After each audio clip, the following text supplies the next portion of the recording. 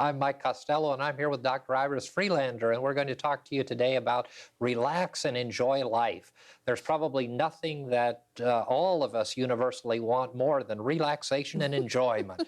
And so we're going to tell our listeners how they can relax and enjoy life in the next 30 minutes. And I think we're good people to do that because I think we're both very relaxed and we thoroughly enjoy life, don't we? Yes, and everyone else does too, but some people just take themselves so seriously and they take life so seriously. And there's times we have to take certain things seriously, but we can have a lightness, a spirit, and it goes a long way and it's all our intent, isn't it? Absolutely. It is a matter of our mental attitude about the circumstances and situations of our life. And of course, in this program and in our work, we say so often, we live in our minds and not in the world. And there's certainly no place where relaxation and enjoyment are more true than in mind, because all of us know that our daily lives, or everyone's life is filled with stress, everyone's life is filled with challenge, everyone's life is filled with difficulty,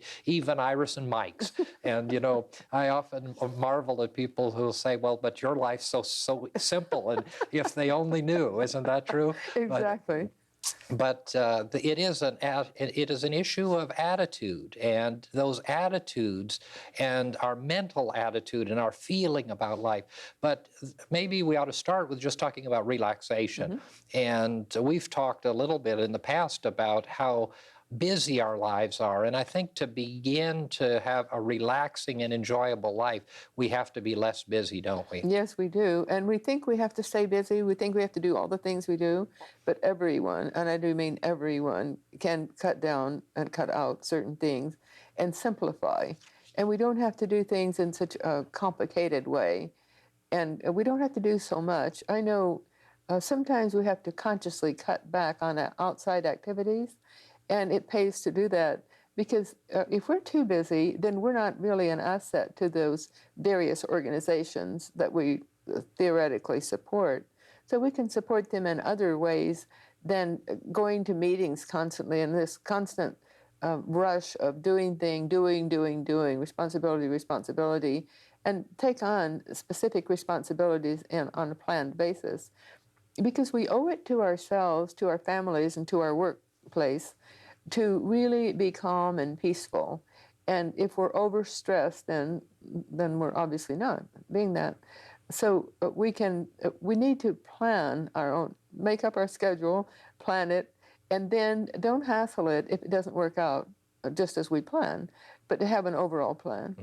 We do need a plan, though, don't we? Yes. You know, so often we go through life and we don't we plan too much, and then we get upset when things don't go the way we plan them, and yet our plans never have a lot of flexibility to them. I think as I talk to people, especially in counseling and in daily life, I find that people are so inflexible.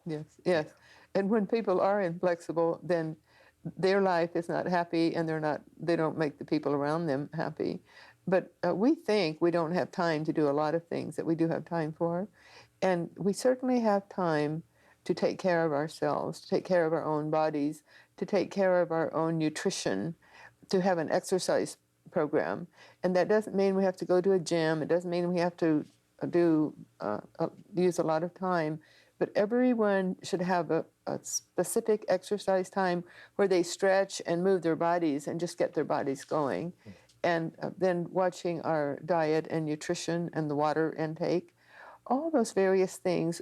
If we take care of our own bodies, then we can take care of other people around us, and we're more fun to be with. And so, first of all, we need to be responsible for ourselves. And then we need to be responsible for giving others the freedom to be flexible. And very often, we think that if something has to be done at a certain time, in a certain way, then that's the only way, but that's never true.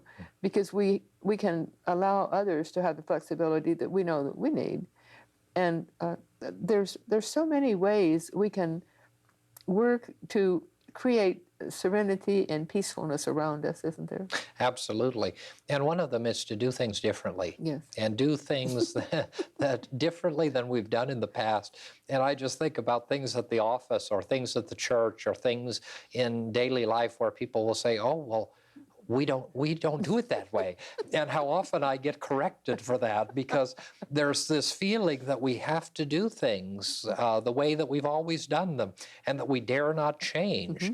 And of course, that rigidity and that lack of flexibility and lack of spontaneity creates within us a stress and a strain that keeps us from relaxing. And it also burns a tremendous amount of energy. Oh, that's the problem.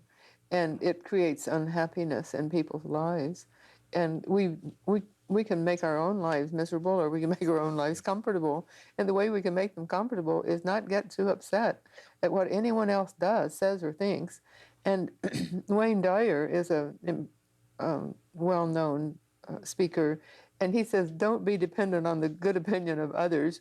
And I think that's a very important thing.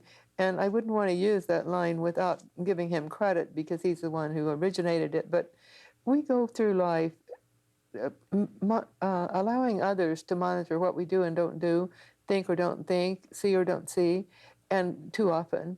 So we shouldn't be dependent on the good opinion of others. For one thing, their opinion might change the next day.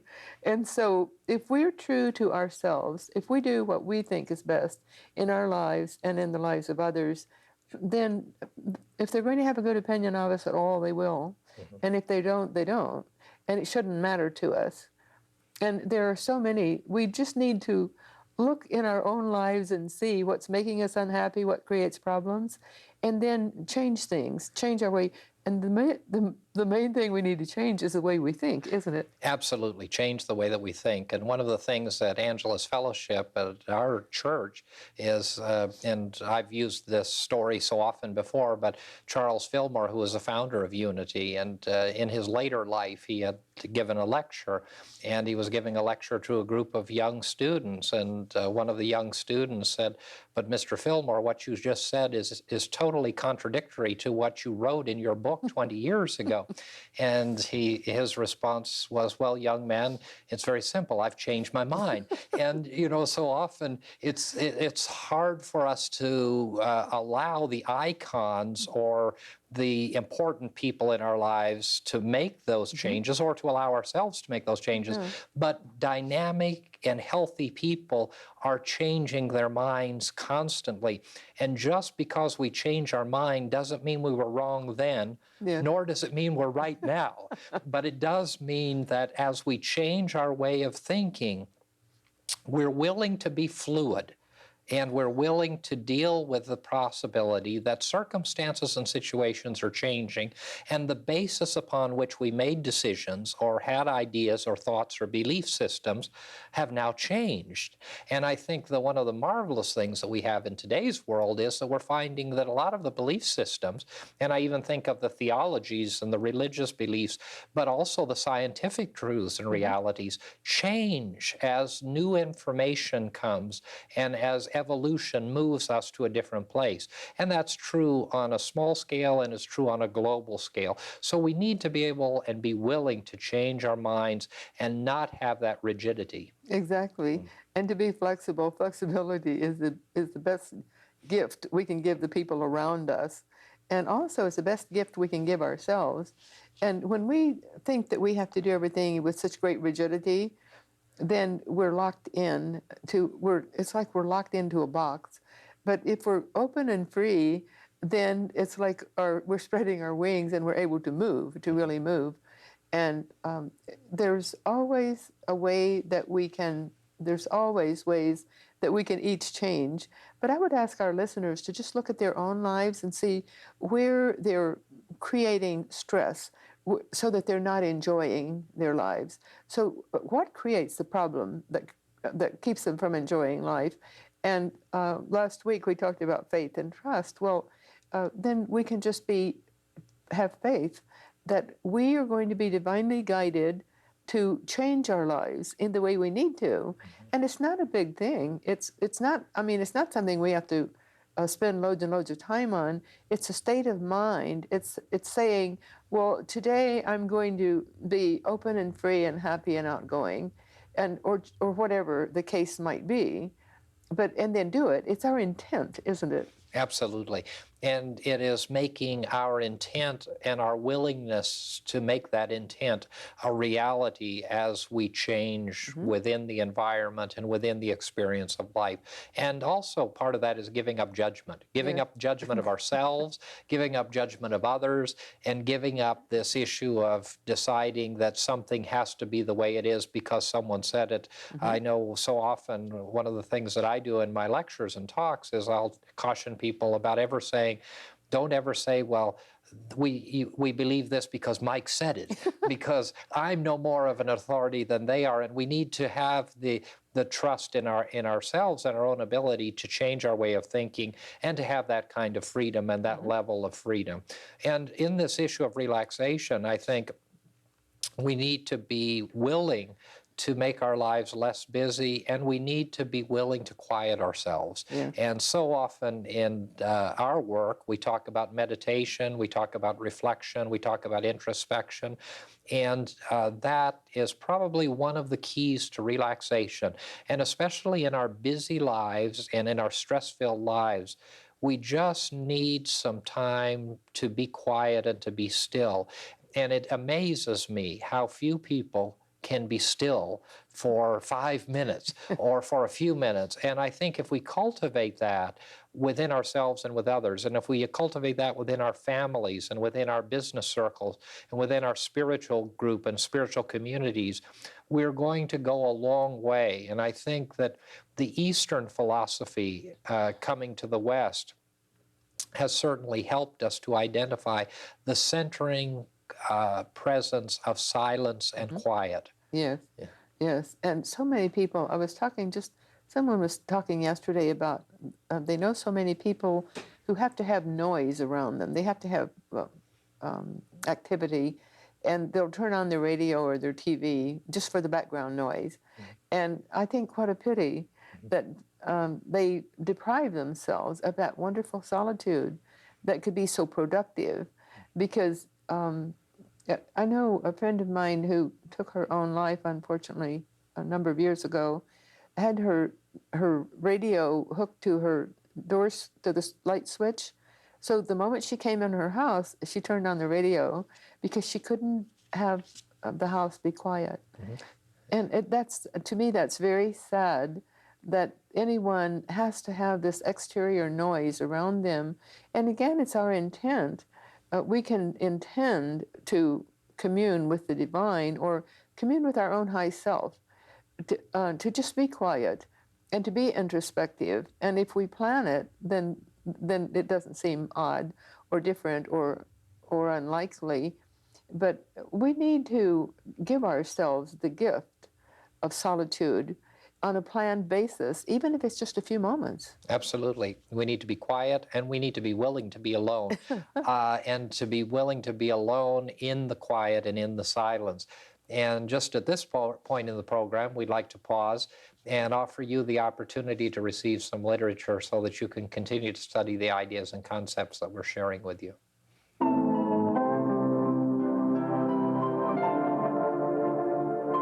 Like to offer you the opportunity to receive one of these free booklets to further your understanding of the New Thought message of confident living. Each month we will feature a different booklet, which will be mailed to you free and postage paid. Simply address your request to Confident Living at P.O. Box 7726, Long Beach, California, 90807.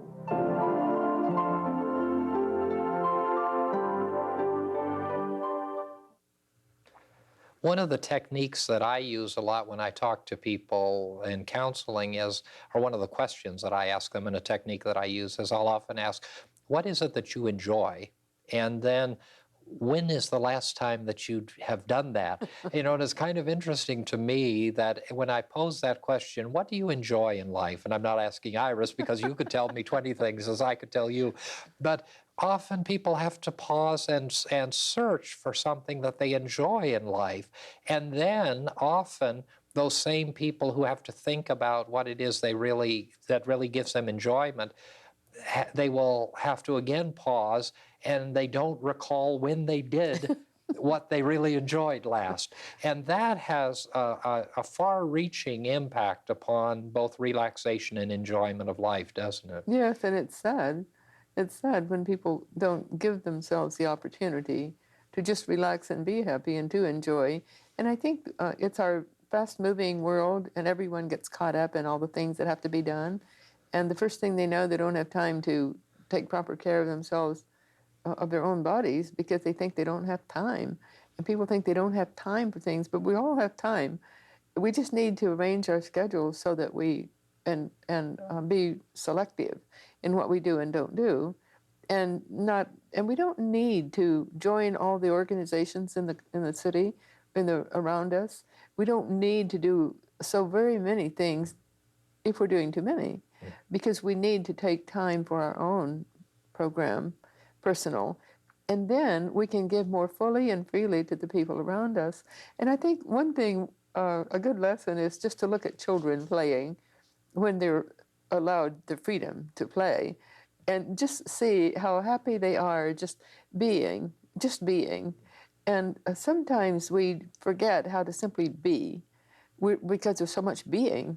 And when we are giving ourselves no time for just introspection, for attuning ourselves to the divine, for enjoying just simple things, or even just taking a walk or sitting, daydreaming.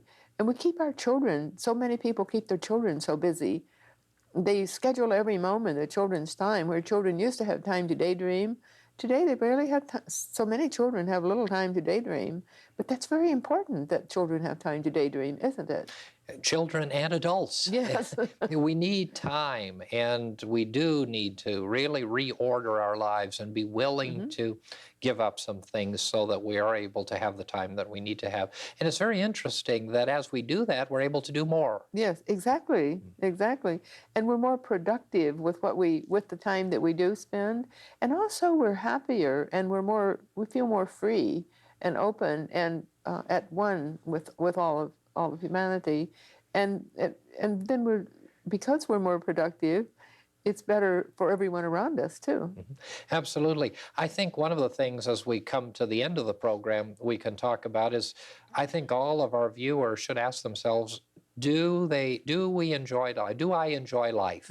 If I don't enjoy life, then why don't I enjoy life? And I need to accept the fact that it is my responsibility and it is within my power to change my life and reorder my way of being so that I, in fact, enjoy life. Now, so many people will respond and say, oh, I can't, because I'm in a relationship that brings me unhappiness. I've got a job that I don't like.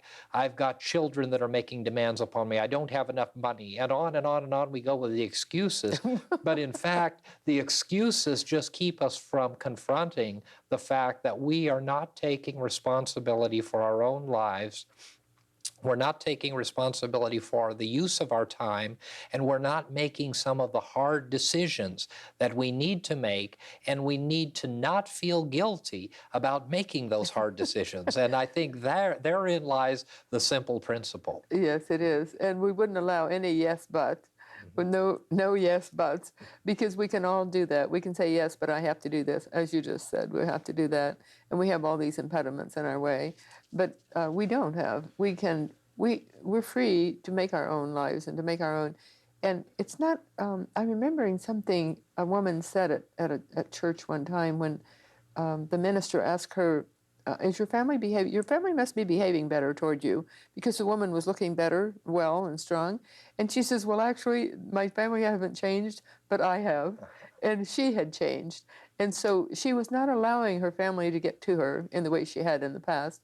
And that's a good example of what we can all do when we say, yes, but I have this problem. It's just, it's all in our mind. And as you say every Sunday morning, in one way or another, it's all in our minds. And we have the privilege and the freedom and the power to change that if we want to. And that's what we need to do. We need to change it in our own minds so that we are enjoying life And so that because we owe it to ourselves. Joyousness was one of the greatest facets of the Lord Christ, and he taught love and he taught being joyous. And he is our divine way shower, those of us who are Christians. And I'm sure that's true of other religions too, that it's a part of the religious belief of every religion, that we owe it to ourselves to be as part of Creator God, to be happy and joyous and free, to feel free. To live life and to Yes. live it abundantly. Yes. And to be in the experience and to be in the moment. But in order to do that, we have to be willing to look at our lives, and we have to be willing to make decisions to change. And that goes back to what we were talking about in the beginning of the program, and that is we can change anything we want when we change our way of thinking. And when we change our way of thinking, then life changes. And circumstances may not change, but our way of thinking changes. And this issue of relaxation, before time gets away, we do need to talk about the belief that you and I both have, and that's so fundamental to our faith tradition, and that is that meditation and prayer are so much a part of relaxation. And it doesn't matter what religion people are. It doesn't matter. We're not talking about people changing their faith tradition or believing what we believe. We don't have any dogma or creed that we're trying to convince anyone of. We're talking about the simple principle of meditation, prayer, reflection, and quiet time. And that can be embraced by people of all faith traditions or people of no faith tradition, because it really has to do with simply being still, doesn't it? Yes, it does. And when we are, we can feel it throughout the day. We can feel it throughout the night. We have pleasant dreams instead of nightmares.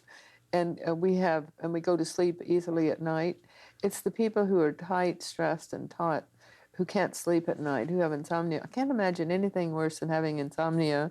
I think that would be one of the worst trials to ever have to endure, because then the person is not rested for the next day, and it must be terrible to lie there. But it's all in relaxing. We have to, and if we do have insomnia, we have to learn how to relax so that we don't have it. And we have to know ourselves. We have to study ourselves, know ourselves, and then change the things we need to change within ourselves. And don't try to change others, because we're not going to succeed. So just know that if the only way we can change other people is being an inspiration to them, so that they look at us and say, well, I want some of that. And so and if we accept that, we save ourselves a lot of heartache, because then we're just spending time trying to change our own lives and live our lives the way we feel that life should be led. And then others will perhaps follow along, won't they? Absolutely. And this relaxation and enjoyment can come in any experience of life. And I'm just thinking about how many people we've worked with in end-of-life experiences, and how many people we've worked with who have had very painful illnesses and diseases, and what relaxation has brought to them in terms of the enjoyment of life. Yes. And so even when we face the most difficult circumstances or situations, such as a life-threatening illness or even a death, and the transition that we call death and the process of death, that relaxation allows us the ability to be in that experience and to, if you will, enjoy the moment. And I can think of many people, as you can, who we've worked with in horrible situations where their pain was very difficult, where their physical challenge was seemingly insurmountable. And yet in the midst of that, through relaxation, they were able to bring enjoyment to themselves and to those around them, and they were able to be happy and fulfilled. Yes, and it's been said that the way we go out determines how alert and wide awake we are on the inner when we go over in transition, we call death.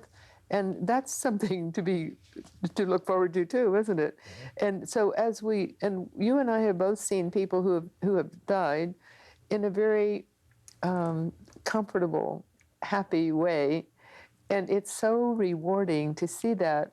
And we know that pain is caused by the stress and resistance.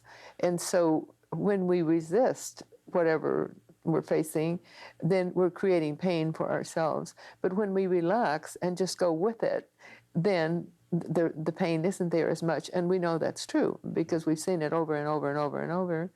So if it's that, in that extreme case, if that's the case, if that's true, and it is, then on a daily basis, we need to just get the stress out of our lives. And I don't want anyone to say, well, there's no way I can get the stress out of my life, because the stress is in our minds. It's not what's happening around us. So, and you and I both had to work on that. It doesn't just come automatically. It's a way of life. It's a way of facing life. It's a way of thinking. And when we face life in that way, not depending on the good opinion of others, not trying to tell others what to do, not want to lead someone else's life for them, but just doing our own things in our own way, in our own time, and looking to the divine for guidance, and with gratitude and love, and looking at others with love in our hearts, and caring for others, truly caring for others enough to let them make their own mistakes, to let them do their own, face their own problems, but just give them that hand up, then they're happier, the people around us are happier, and we are happier. Because when we try to lead other people's lives for them, we're not being joyous. Mm-hmm. And that emotional pain or that physical pain dissipates. Yes. All levels of pain and stress dissipate in the marvel of relaxation, and give way to utter and complete relaxation and total enjoyment of the experience in the moment. Yes, it doesn't mean we're not going to each face things. Like recently I faced the dentist, three different dentists, 3 different times. And and I was telling someone about that this week. They said, you're going to the dentist a lot. And I said, yes, 3 dentists in less than 3 months. And I said, but I've not had any pain. And I'm really grateful for that. And I hadn't thought of it before. But I haven't had pain. And you don't go to the dentist just to have your teeth cleaned, but 3 times. But if we don't, if we stress ourselves out, then we're going to have pain. And if we don't, and I know years ago I had some extensive dental work done 20 years ago, and I used to go to sleep in the dentist's office, and so they thought that I was really weird. But I think that that's just an example of how we can either make our lives miserable or make our lives comfortable. And I used to use the time for prayer and meditation when I was sitting in that dentist chair, because I dreaded all the grinding that they were doing at that time. But we can each look at our own lives and see where we can make it easy for ourselves, and then do it. Absolutely. Wonderful way to end the program. Just make it easy for ourselves and do it. And so relax and enjoy life. And we hope that all of this information has been useful, and we look forward to seeing you next time. Mike and Iris would like to extend a cordial invitation for you to join them this Sunday morning at 11 a.m. for our weekly celebration service at the beautiful Seaport Marina Hotel at the corner of Pacific Coast Highway and 2nd Street, adjacent to the Marina Pacifica and Marketplace shopping centers. There will be a guided meditation, prayers, spirited music, and a dynamic, life-changing New Thought message. Please join us this Sunday. You will be warmly welcomed into the company of like-minded, positive, and uplifting people. And remember, whatever your dream, whatever your vision, you can attain it through confident living.